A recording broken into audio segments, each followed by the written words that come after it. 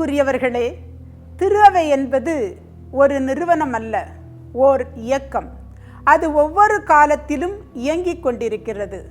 திரு அவையை வழிநடத்த தூய ஆவியார் ஒவ்வொரு நாளும் ஒவ்வொரு நொடியும் நம்மை தூண்டிக் கொண்டிருக்கிறார். இதை தனது வாழ்வில் உணர்ந்தவர்தான் திருத்தந்தை 23ஆம் யோவான். ஆம், தாம் பொறுப்பேற்ற 90 நாட்களுக்குள்ளாகவே சங்கத்தை கூட்டுவதற்கான தனது விருப்பத்தை வெளிப்படுத்தினார். இது பலருக்கும் வியப்பை ஏற்படுத்தியது. 23ஆம் யோவானை பொறுத்தவரை அவர் ஓர் சீர்திருத்தவாதி என்றும், வரலாற்றில் பல்வேறு தடங்களை பதித்தவர் என்றும், புதிய முன்முயற்சிகளை எடுத்தவர் என்றும், பழமைக்கு சிறிதளவு கூட முக்கியத்துவம் தராதவர் என்றும் பலரும் கூறுவது உண்டு. இவருடைய வாழ்க்கை அனுபவங்கள் இவரை உருவாக்கின. இவர் 2 உலகப் போர்கள் நடைபெறும் போதும் வாழ்ந்தவர். உலகப் போரின் போது பாதிக்கப்பட்ட மக்களுடன் அவர் கொண்டிருந்த நேரடி தொடர்பு அவரின் வாழ்வையும் பாதித்தது. அவர் போரின் போது நூற்றுக்கணக்கான குழந்தைகள் அனாதைகளாக அலைந்து திரிவதை கண்டவர்.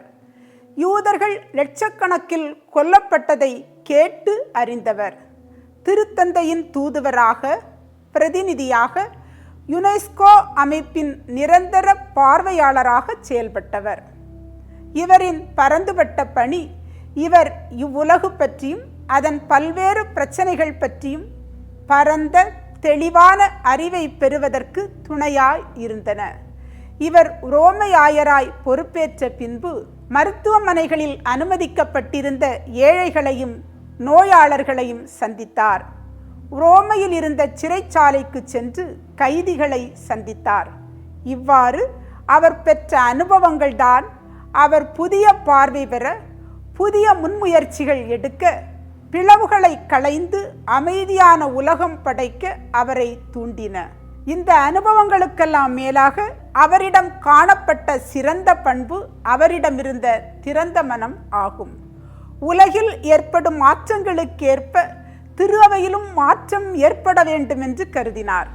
எனவே இவர் காலத்தின் அறிகுறிகள் என்ற சொல்லை பயன்படுத்தும் போது நவீனத்துவம் சுட்டி காட்டக்கூடிய அறிவியல் வளர்ச்சி, பொருளாதார வளர்ச்சி, சமூக மாற்றங்கள், மானுட உரிமைகள் போன்றவற்றை நேர்மறையாக காண வேண்டும் என்னும் நோக்கில்தான் அச்சொல்லாட்சியை பயன்படுத்தினார். இத்தகைய மாற்றங்கள் நிறுவன அமைப்பு முறைகளிலும் தனிமனித வாழ்விலும் மலர வேண்டும் என்றார். திரு அவை இன்றைய சூழலுக்கும் சந்திக்கும் சவால்களுக்கும் என்னதான் பதில் தருகிறது என்பது முக்கியம் என்றார். இக்கோணத்தில் ஓர் உண்மையான கிறித்தவர் எப்படி வாழ வேண்டும் என்பதற்கு சிறந்ததோர் உதாரணமாய் 23ஆம் யோவான் திகழ்ந்தார். இவர் யோவான் நற்செய்தி 14:26 கூறும், தூய ஆவியாராம் துணையாளர் உங்களுக்கு அனைத்தையும் கற்றுத்தருவார் என்னும் இறைவார்த்தைக்கு ஏற்ப தாம் தூய ஆவியாரின் தூண்டுதலால் தான் இச்சங்கத்தை கூட்டுவதாக கூறினார். எனவேதான் இச்சங்கத்தை புதிய பெந்தகோஸ்து நிகழ்வாக சுட்டிக்காட்டினார். 23ஆம் யோவானை பற்றியுள்ள செய்திகளில் மிக முக்கியமானது அவர் முதல் முறையாக வத்திக்கான் சிறையிலிருந்து வெளியேறுகிறார். திருத்தந்தையின் நாட்டை இழந்தபோது 9ஆம் பயஸ் முரண்டு பிடித்து கோபத்தில் வத்திக்கானை தன்னுடைய சிறையாக்கி கொண்டார். வத்திக்கானுக்கு வெளியே போவதில்லை என்று முடிவு எடுத்து செயல்பட்டார். திருத்தந்தை 12ஆம் பயஸ் வரை வத்திக்கானுக்குள் முடங்கி போன திரு அவையும் திருத்தந்தையுமாகவே திரு அவை மாறிப்போனது. திரு அவைக்கு எவ்விதமான நாடுகளும் நாட்டு அதிகாரமும் அவசியமில்லை என்ற தெளிவு பெற்ற திருத்தந்தை 23ஆம் யோவான் வத்திக்கானுக்கு வெளியே சென்று செயல்படத் தொடங்கினார்.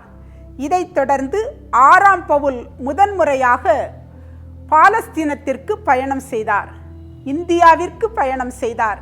வருகின்ற நாட்களில் 2ஆம் வத்திக்கான் சங்கத்தின் 16வது ஏடாகிய பொதுநிலையினருக்கு முக்கியத்துவம் தந்த உலக உருமாற்றத்திற்கு அழைப்பு விடுத்த இன்றைய உலகில் திரு அவை என்ற ஏட்டை குறித்து பார்க்கலாம். நன்றி.